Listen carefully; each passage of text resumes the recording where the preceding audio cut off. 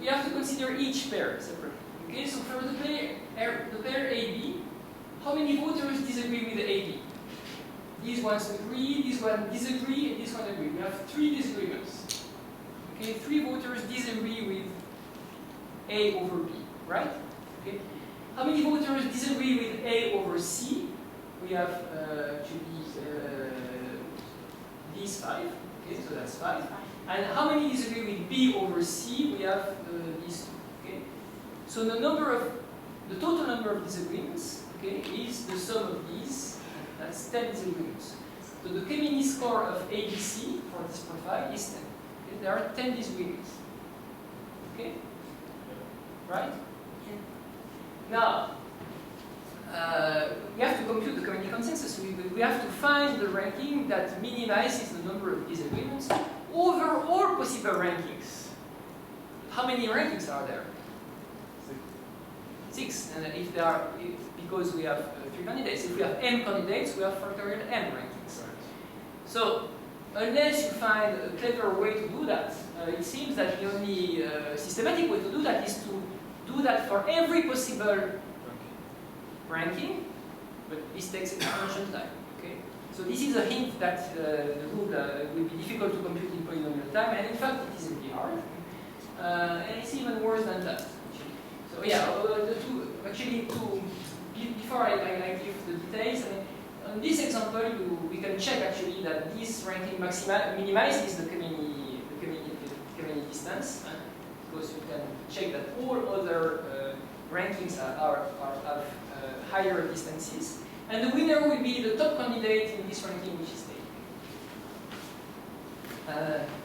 But then, so not only computing the winner isn't really hard, but it's even more than that. I don't know who among you knows about complexity theory. I mean, I'm not going to give a tutorial about complexity theory, but if you actually there are classes which are above NP, which we believe that they are above NP. I cannot prove that so far. And so deciding whether a candidate is a Kemeny winner is in a class that is called actually theta to p, or delta to p of O log n, which more or less means that we have to solve the logarithmic number of NP hard or co-NP hard problems to find the winner. I'm not going to give any details, but the message is that it is really hard to compute. And that's a pity because it's a good tool. It satisfies many properties, but it is hard to compute.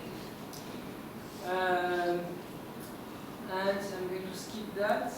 Another rule that is that many people find interesting, also some people disagree that it's interesting. It's a rule that was invented by Charles Dodgson. Charles Dodgson was known under another name. I mean, who knows what this other name was? Who knows who Charles Dodgson was? He wrote a famous book. No one? End of the 19th century. He wrote a famous book with a female first name in the title.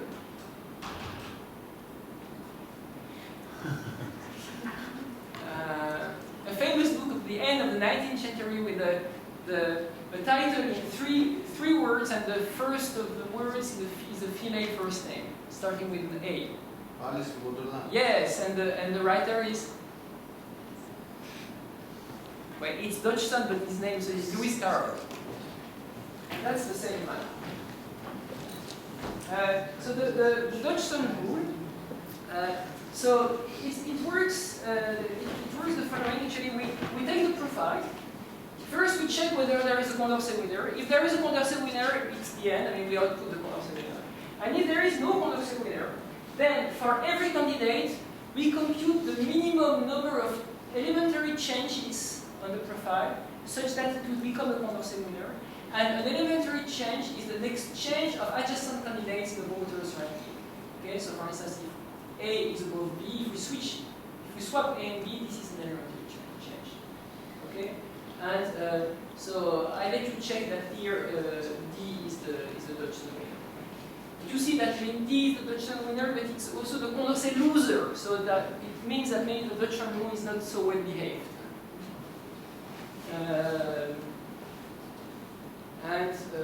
So I'm going to skip details about Dutchland. There is another rule called Lyon where it works a little bit the same, but instead of making elementary swaps, we do something more radical. We eliminate voters.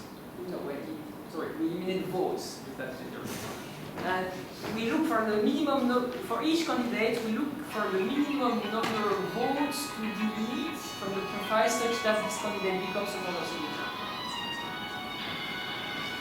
Does it mean that we have to make another break? Yeah, there are other hard rules that I'm not going to talk about, because I will talk about other things. Maybe before we make a short break, oh yeah. Yes? Yeah, so in all those rules, you consider that preference is transitive, right? You consider that? Preference is transitive. Yes, yes, yes. The individual preferences are transitive. The voters have transitive preferences. Yeah. So there is a rule that doesn't make this assumption? Or? Yes, yes, there are extensions.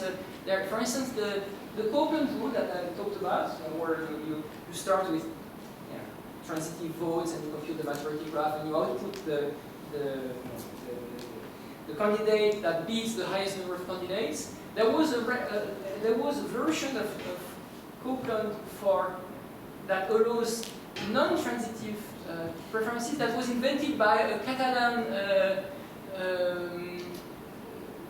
religious person. I don't know if it was a monk or a priest, Ramon Llull. Is anybody from Catalonia here? Okay.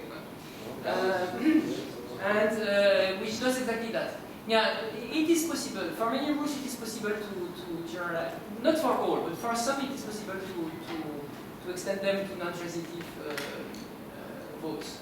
But then it raises the question of what does it mean to have a non-transitive vote? Yeah. I suggest that we make only a 5-minute break, right? Because the most interesting things are to come now. Okay, so 5 minutes break, we start again in 5 minutes. You don't have time to smoke.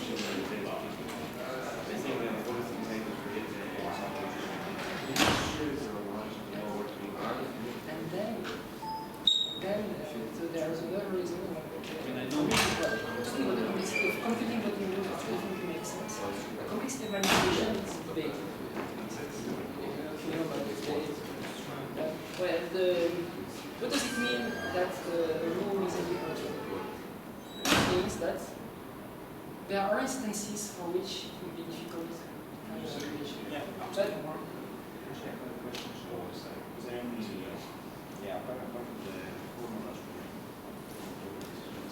the total complexity results, are there any, let's say, real world attempts to verify how to have a register? This is the system to collect. Yes. Incorporating uncertainty. Yes, and the result are always sensitivity. Not only the But even with the uncertainty about how wait. So, okay, usually the experiments and there are even theoretical results about the average, the probability of existence, the probability that you can complete manipulation so this is assuming computer knowledge. The results are over and the average is very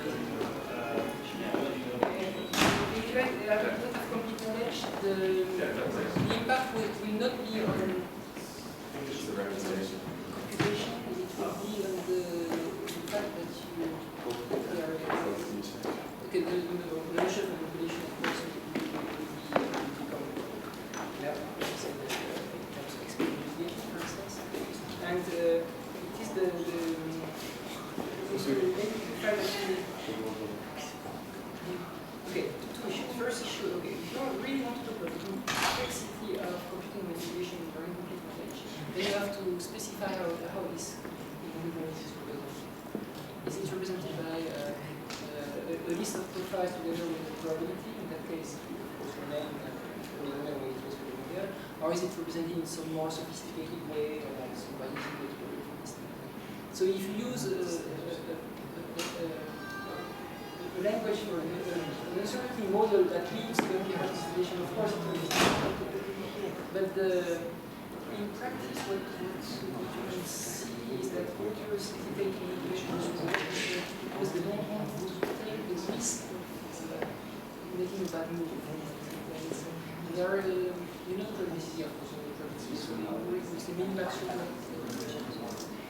you don't want to regret. You don't want to try to manipulate if you realize that what happened was worse than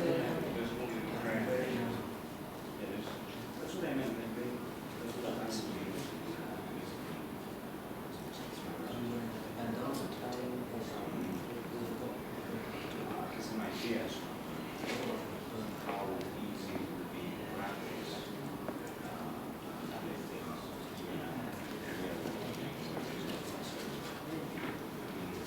in terms of manipulation, in terms of expectativity, and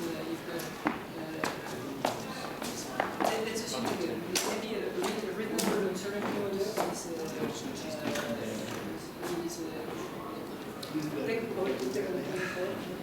for mention. So you have this candidate who they say yes, we plan that we have 30% will take the normal solution, something like 30, we do that correctly. It will remain easy. If it was easy to complete the manipulation,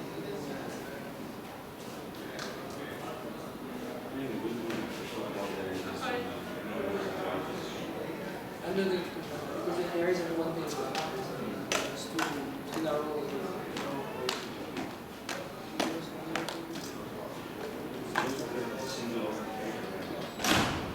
It's creating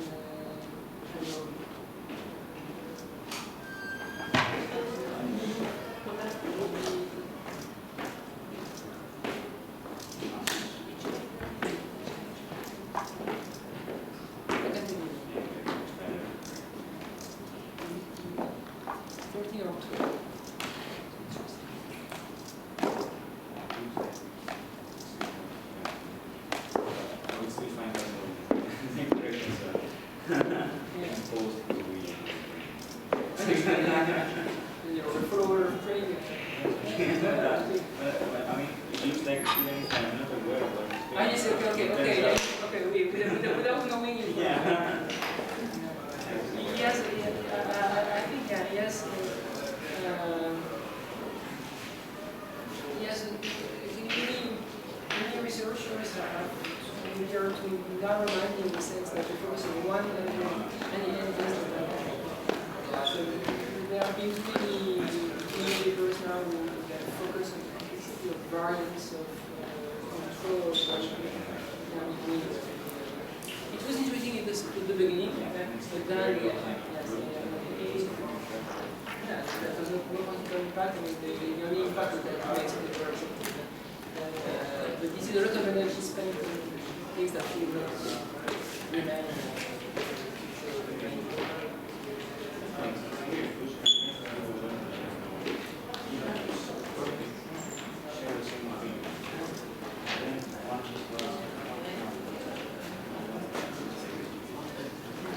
What do you do?